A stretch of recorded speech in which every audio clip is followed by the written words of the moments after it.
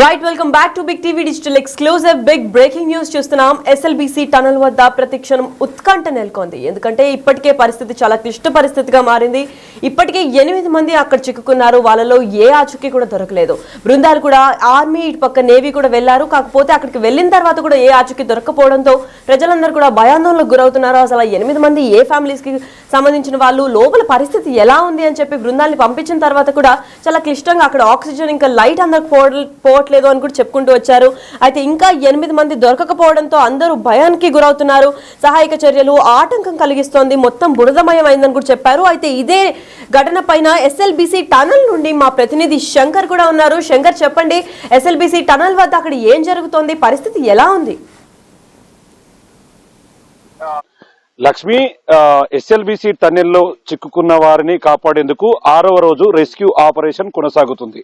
దాదాపు 5 రోజులుగా కూడా ఈ రెస్క్యూ ఆపరేషన్ లో ముఖ్యంగా 11 టీంతో కూడినటువంటి సభ్యులు, అంటే 11 బృందాల్లో 630 మంది పైచిలకు సిబ్బంది, అదేవిధంగా అధికారులు, వీరంతా కూడా పాల్గొంటూ ఈ రెస్క్యూ ఆపరేషన్ లో ముందుకు వెళ్తున్నటువంటి పరిస్థితి ఎస్ఎల్బీసీ టన్నెల్ దగ్గర కొనసాగుతుంది.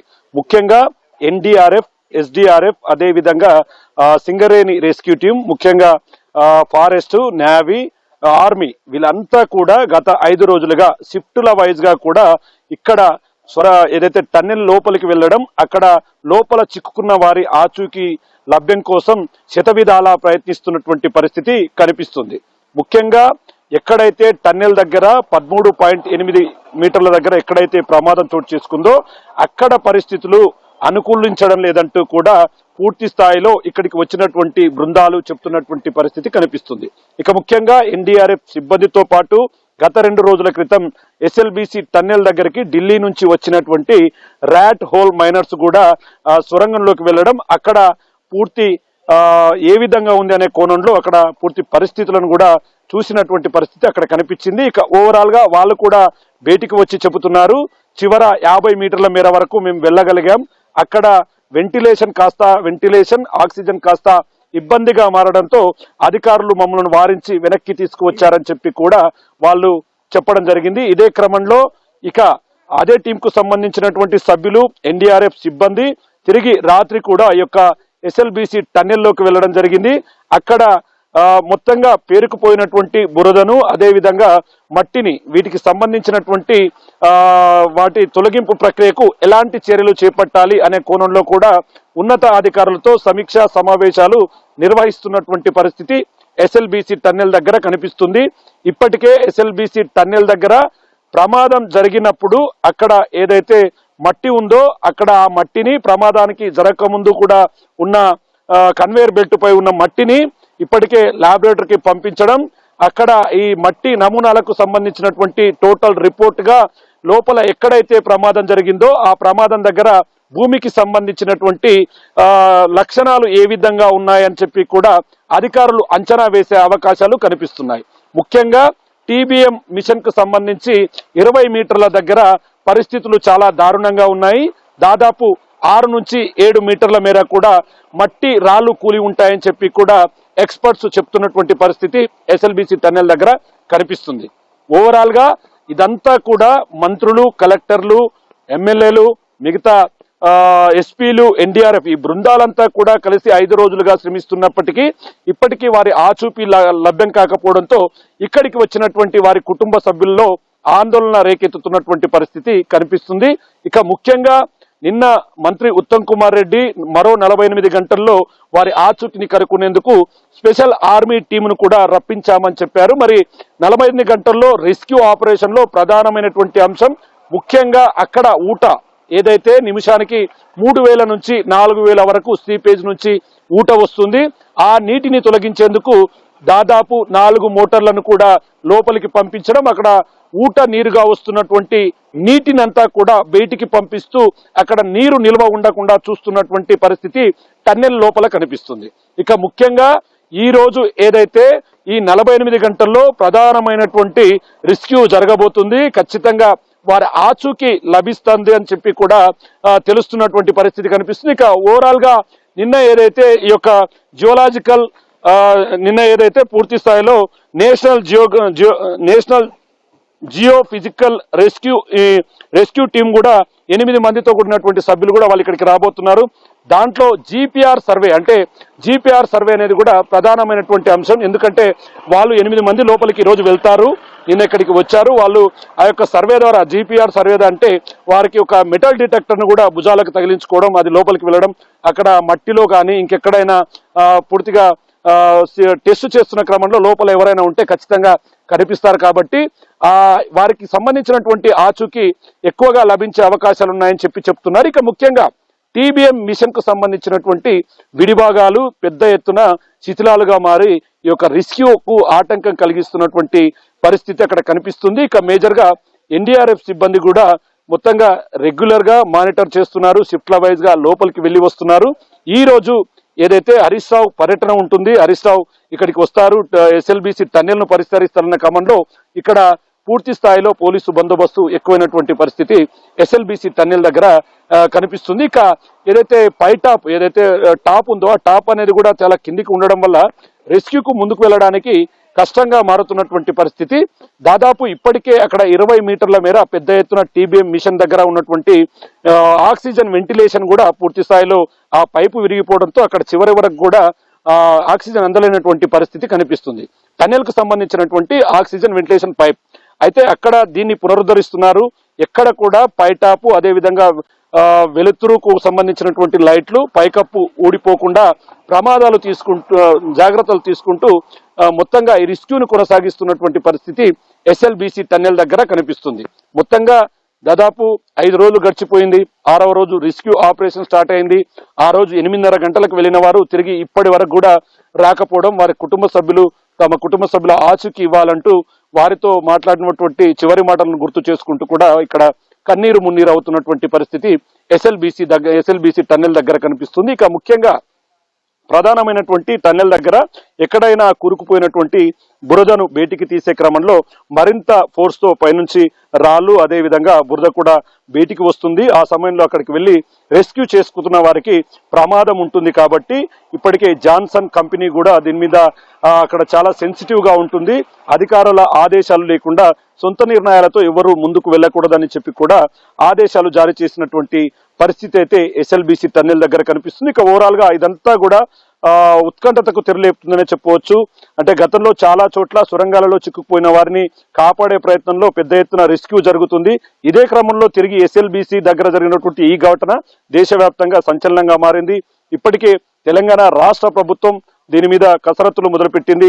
ఎక్కడ కూడా వెనక్కి తగ్గకుండా రెగ్యులర్ గా బృందాలను పర్యవేక్షిస్తూ ఖచ్చితంగా వారి ఆచూకీని తెలుసుకునేంత వరకు కూడా ముందుకు వెళ్లాలని చెప్తున్నారు. మరోవైపు ఇన్ని రోజులు గడుస్తుంది కాబట్టి లోపల ఉన్నవారు బతికే ఛాన్సులు లేవు. ఓవరాల్ గా వాళ్ళు మట్టిలో కూరుకుపోయి ఉంటారని ఒక పూర్తిగా అయితే కొంతమంది వారి ప్రాణాల మీద ఆశలు సన్నగిల్లుతున్నటువంటి పరిస్థితి ఎస్ఎల్బీసీ టన్నెల్ దగ్గర కొనసాగుతుంది. మనం ఈ ఓవరాల్ ఎపిసోడ్ లో చూస్తే ఇప్పటి వరకు రెస్క్యూ ఏ విధంగా చేయాలనేది మాత్రమే లోపలికి వెళ్లి పరిశీలించడం ఇట్లాంటిది జరిగింది. కానీ అక్కడ ఉన్నటువంటి కొంత మట్టిని కూడా తొలగించలేనటువంటి పరిస్థితి. ముందు ఆ వాటర్ ను బయటికి పంపితే తప్ప అక్కడ ఉన్నటువంటి మట్టిని తీసే పరిస్థితి అయితే ఎస్ఎల్బీసీ దగ్గర కనిపించలేదు. కాబట్టి మరి ఈ రోజు జరగబోయే రెస్క్యూ ఏ విధంగా ఉంటుంది, ఈ రోజు ఎవరెవరు ప్రత్యేక అధికారులు ఇక్కడికి వస్తారు, వారు ఎలాంటి ప్రణాళిక ద్వారా ముందుకు వెళ్ళబోతారు. మరోవైపు ర్యాట్ హోల్ మైనర్స్ కూడా ఇక్కడే ఉన్నారు. ఆ ర్యాట్ హోల్ మైనర్స్ కూడా తిరిగి ఈ రోజు కలెక్టర్ ఆదేశాలతో లోపలికి వెళ్లే పరిస్థితి అవకాశాలు అయితే ఇక్కడ మెండుగా కనిపిస్తున్నాయి. లక్ష్మి, ఎస్, అక్కడ చూశారు కదా పరిస్థితి ఎంత తీవ్ర స్థాయికి చేరుకుందో. ఎస్ఎల్బీసీ టనల్ వద్ద క్లిష్ట పరిస్థితి ఏర్పడిందని చెప్పుకోవాలి. ఎందుకంటే వెళ్ళిన 5 రోజుల క్రితం వెళ్ళిన 8 మందికి ఇంకా దొరకలేదు, వాళ్ళ ఆచూకీలు కూడా ఏమీ కనిపించట్లేదు. ఇంకా 8 మంది దొరకలేదు అని కార్మికులు జాడ ఎక్కడికి వెళ్ళింది ఏంటి అని వాళ్ళ కుటుంబ సభ్యులు ఇంకా ఫ్యామిలీ మెంబర్స్ కూడా వాళ్ళు ఎక్కడున్నారని ఆచూకీ అన్న ఇవ్వండి అని అన్నారు. సగం మంది అయితే ఆశలు వదులుకోవాల్సిందే. ఎందుకంటే అంత లోతుగా వెళ్ళిపోయారంటే ఆ ఆక్సిజన్ లెవెల్స్ ఇంకా లైట్ లెవెల్స్ కూడా అసలు ఏమీ ఉండదు. కాబట్టి మట్టిలో కూరుకుపోయి ఉంటారు, ఇప్పటికీ ప్రాణాలతో ఉండలేకపోతారు అని చెప్పి కూడా చెప్పుకొచ్చారు. అంతేకాకుండా పూర్తి ఇన్ఫర్మేషన్ అయితే ఇంకా రాలేదు. అసలు ఆ 8 మందికి ఏమైంది, బతికున్నారా లేదా ఇంకా లోతుగా ఉన్నారా, లేదు వాళ్ళు వేరే ఏదైనా మార్గం నుంచి బయటకు వచ్చారా లేదా అని దర్యాప్తులు అయితే చేపడుతున్నారు. అయితే ఇదే నేపథ్యంలో రాజగోపాల్ రెడ్డి కూడా ఈ ఘటన పైన స్పందించడం జరిగింది. అసలు రాజగోపాల్ రెడ్డి ఏం మాట్లాడారో ఒకసారి చూద్దాం. ఉత్తమ్ కుమార్ రెడ్డి గారు, వెంకటరెడ్డి గారు, మా స్నేహితుడు హర్పాల్ సింగ్ గారు చాలా టెక్నికల్ ఎక్స్పర్ట్ టన్నల్లో, ఆయనను కూడా తీసుకురావడం జరిగింది. స్వయంగా నేను నాతో పాటు కొంచెం మునుగోడు నియోజకవర్గం మన నల్గొండ జిల్లా నాయకులు కూడా స్వయంగా ఈ సంఘటన స్థలాన్ని మనం పరిశీలించి ఇక్కడున్న ఎవరైతే బృందాలు కష్టపడుతున్న వాళ్ళకు సపోర్టింగ్గా ఉండి మోరల్ సపోర్టింగ్గా ఉండాలి. ఎవరైతే కుటుంబాలు వాళ్ళు బాధపడుతున్నారో వాళ్ళకు కూడా ధైర్యం చెప్పాలనే ఉద్దేశంతో ప్రభుత్వం అన్ని రకాలుగా ప్రజాప్రతినిధులము ప్రభుత్వం అందరం కూడా అధికారులు కూడా అందరం కూడా కష్టపడుతున్నాం.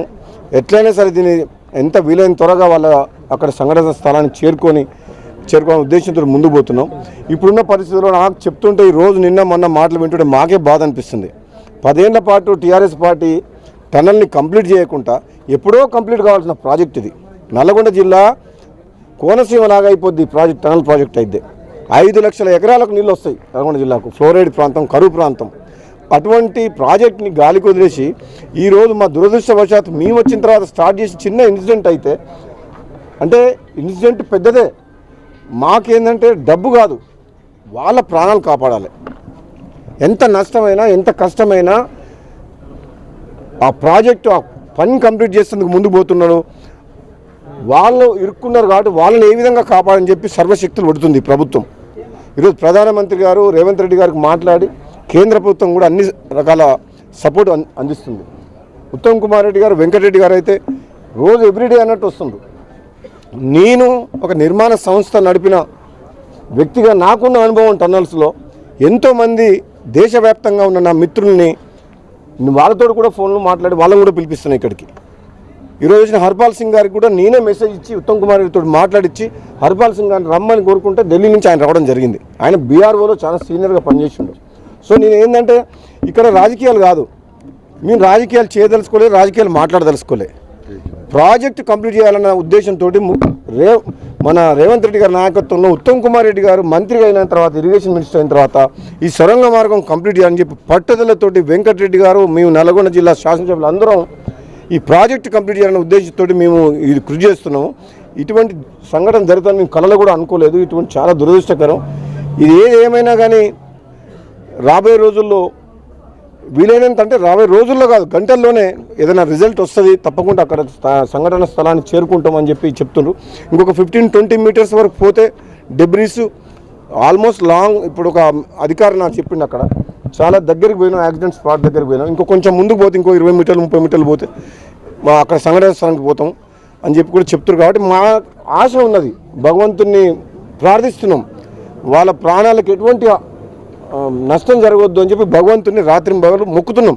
లాస్ట్ 4 డేస్ నుంచి మా మైండ్లో పడుకొని నిద్ర పట్టడం లేదు. ఎందుకంటే వాళ్ళు పనిలో భాగంగా ప్రజల కోసం వాళ్ళు కష్టపడుతుంటే ఈ ప్రమాదం జరిగింది. కాబట్టి వాళ్ళు భగవంతుని దయతోటి క్షేమంగా ఉండాలనే ఒక్కటే లక్ష్యం మాకు, అంతే. అప్పటి వరకు నిరంతరం ఒక్క నిమిషం వేస్ట్ చేయకుండా మేము ఆ పని మీద ఉండాలని చెప్పి దయచేసి టీఆర్ఎస్ నాయకులు మీరు ఇప్పుడు ఏం అవసరం లేదు సంఘటన స్థలంకు, రాజకీయాలు దయచేసి మాట్లాడకండి. మీరు సొరంగ మార్గానికి నల్లగొండ జిల్లా ప్రజలకు గత 10 ఏళ్ల కాలంలో ఎంత అన్యాయం చేసిర్రో మొన్న గత ఎన్నికల్లో మీకు తెలుసు. ఒక్క జగదీశ్వర్ రెడ్డి తప్పితే ఎవరు గెలవలేదు. ఎందుకంటే ఈ ప్రాంతం మొత్తం ఎడారి పాలైంది. అదే కాళేశ్వరం ప్రాజెక్టు మీద లక్షల కోట్లు ఖర్చు పెట్టింది, కానీ సొరంగ మార్గానికి 2000 కోట్లు ఇవ్వలేదు ఆయన. ఈరోజు మాట్లాడుతారు యాక్సిడెంట్ అయింది కదా అని చెప్పి, ఇంకా అవకాశం దొరికింది కదా అని చెప్పి నోటికి వచ్చినట్టు మాట్లాడుతారు. దయచేసి మీరు ఈ రాజకీయాలు మానండి. మీరు సంఘటన స్థలానికి వచ్చేసి మీరెవరు టీఆర్ఎస్ నాయకులు వచ్చి రెచ్చగొట్టే ప్రసంగాలు చేసి ఇక్కడ వాతావరణం దయచేసి పాడు చేయొద్దు. ఎందుకంటే మేము ఒక మంచి ఉద్దేశంతో వాళ్ళని ప్రాణాలు కాపాడుతుందుకు మేము ప్రయత్నం చేస్తున్నాం. మీరు వచ్చి అనవసరంగా రాజకీయం చేయొద్దని చెప్పి నేను వాళ్ళందరూ కూడా చెప్తున్నాను. Thank you. అంటే ఒక 12 అవర్స్ లోపల, నీకు 12 to 24 అవర్స్ లోపల డెఫినెట్గా ఆపరేషన్ అయింది. ఆపరేషన్ ఇంతవరకు నేను చూసినంత వరకు నాకు 35 ఏళ్ళ అనుభవంతో చెప్తున్నాను. ఉత్తమ్ కుమార్ రెడ్డి గారైనా వెంకటరెడ్డి గారైనా మేమందరం కూడా యాజ్ ఎ ఇరిగేషన్ మినిస్టరు ఎంత ఎఫర్ట్స్ పెడుతున్నారంటే ఉత్తమ్ కుమార్ రెడ్డి గారు ఒక్క నిమిషం కూడా జరిగిన సంఘటన, ఎందుకంటే ఆయన మినిస్టర్, ఆయన కన్సర్న్డ్ మినిస్టర్ కాబట్టి ఆయనలో మనుషులను చూస్తే ఒక్క నిమిషం ఖాళీ లేకుండా ప్రయత్నం చేస్తుండే. ఎందుకంటే అందరితో కోఆర్డినేట్ చేస్తుండే. ఇంత పెద్ద ఎత్తున ఒక ఈ చర్యలు చేపట్టడం, ఏదైతే రికవరీ చేస్తేందుకు ఏదైతే చేస్తుండ్రో నిజంగా అది అభినందనీయం. భగవంతుని ఆశీస్సులతోటి భగవంతుని మేము కోరుకుంటున్నాం, ప్రార్థిస్తున్నాం, ఎట్లనే చేసే వాళ్ళ ప్రాణాలు కాపాడాలని చెప్పేసి. Thank you. ఈ టనల్ వద్ద ఉత్కంఠ నెలకొందన్న విషయం మనందరికీ ఇప్పటికే తెలుసు. 5 రోజులు ముగిసిన తర్వాత కూడా ఎటువంటి ఇన్ఫర్మేషన్ అక్కడి నుంచి రాలేకపోయిన సంఘటన తెలిసిందే. అయితే దీని గురించి ఉత్తమ్ రెడ్డి కూడా మాట్లాడారు. అసలు ఏం మాట్లాడారు ఉత్తమ్ కుమార్ రెడ్డి ఒకసారి చూద్దాం. ఈరోజు మరోసారి భారతదేశంలో ఈ టనల్స్ విషయంలో అత్యంత నైపుణ్యం ఉన్న అందరినీ మేము ఆహ్వానించి ఇక్కడ తీసుకురావడం జరిగింది. బార్డర్ రోడ్స్ ఆర్గనైజేషన్లో దేశ సరిహద్దుల్లో టనల్స్ నిర్మించే వాళ్ళు, ఈ గత కొన్ని సంవత్సరాలుగా భారతదేశంలో ఎక్కడ టనల్ యాక్సిడెంట్ జరిగినా అందులో పాల్గొన్న వారిని ఈరోజు మేము ఆహ్వానించి మరి మా వెంబడి తీసుకొచ్చి ఈరోజు టనల్ లోపల పంపించి మరోసారి పరిశీలన చేయడం జరిగింది. అయితే ఒక విషయం ఏంటంటే, ఇప్పుడు అక్కడ పేరుకుపోయిన మట్టి నీరుతో ఉండే ఏదైతే సిల్ట్ ఉందో ఆ సిల్టు ఒక 200 మీటర్ల వరకు పెరిగిపోయి సుమారు 15-20 ఫీట్ల వరకు పెరిగి ఉండి కొంత రెస్క్యూ ఆపరేషన్స్లో కొంత ఆటం జరిగిన మాట మీ అందరూ గమనిస్తున్నారు. సరే, ఈరోజు the best experts in India, serving and retired army officers, వాళ్ళని మేము ఆహ్వానించి వాళ్ళని కూడా ఈరోజు టనల్లో కూడా పోయి బయటకు వచ్చి ఇప్పుడు వాళ్ళతో రివ్యూ చేసుకొని మేము నిర్ణయం తీసుకున్నాము. ఇప్పుడు పూర్తి స్థాయిలో డీవాటరింగ్ చేయడం జరుగుతుంది. డీవాటరింగ్ చేసి ఆ టనల్ బోరింగ్ మిషన్ ఏదైతే కొలాప్స్ అయిపోయిందో గ్యాస్ కట్టర్స్ ఉపయోగించి అది కట్ చేసి తీసేయడం జరుగుతుంది. ఆ తర్వాత ఆర్మీ, నేవీ, ఎన్డీఆర్ఎఫ్ వాళ్ళు కలిసి అదేవిధంగా ఈ ర్యాట్ మైనర్ సర్వీసెస్లో కూడా వారిని తీసుకొని ఈ రెస్క్యూ చేసే వాళ్ళని రిస్క్ తీసుకోకుండా ఆ సిల్ట్ లోపలికి వెళ్ళిపోయి మరి 8 మంది ఎవరైతే మిస్సింగ్ ఉన్నారో వాళ్ళ కోసం మరి సీరియస్ ప్రయత్నం చేయబోతున్నాము. ఆ విషయంలో మొత్తం ఆపరేషన్ విషయం కూడా ఈరోజు మేమందరం గౌరవనీయులు వెంకటరెడ్డి గారు, గౌరవ పార్లమెంట్ సభ్యులు మల్లు రవి గారు, అనిరుద్ధ్ రెడ్డి గారు కూడా వచ్చినట్టు మేమందరం కూడా ఆర్మీ, నేవీ, ఎన్డీఆర్ఎఫ్, ఎస్డిఆర్ఎఫ్, మన స్పెషల్ చీఫ్ సెక్రటరీ అరవింద్ గారు, కంపెనీ జేపీ అసోసియేట్స్ అందరితో కూడా రివ్యూ, మన జిల్లా కలెక్టర్ గారు చాలా యాక్టివ్గా మంచి role is taking part here, SP గారు కూడా అందరి సహకారంతో ఒక కాంక్రీట్ ప్లాన్ ఆఫ్ యాక్షన్తో ఈరోజు మేము ఫైనలైజ్ చేసినాము. అయితే ఎస్ఎల్బీసీ టనల్లో క్లిష్ట పరిస్థితి ఏర్పడిందని చెప్పుకోవాలి. ఇంకా వెళ్లిన 8 మంది కార్మికులు జాడైతే కనపడడం లేదు. ప్రస్తుతం టనల్ను పరిశీలించారు నిపుణులు. అందరూ బృందాలుగా ఏర్పడి మాత్రం అటుపక్క నేవీ, ఆర్మీ, మిలిటరీ అందరూ కూడా సహాయక చర్యలు చేపడుతున్నారు. కాకపోతే ఎటువంటి ఆచూకీ కూడా దొరకట్లేదు.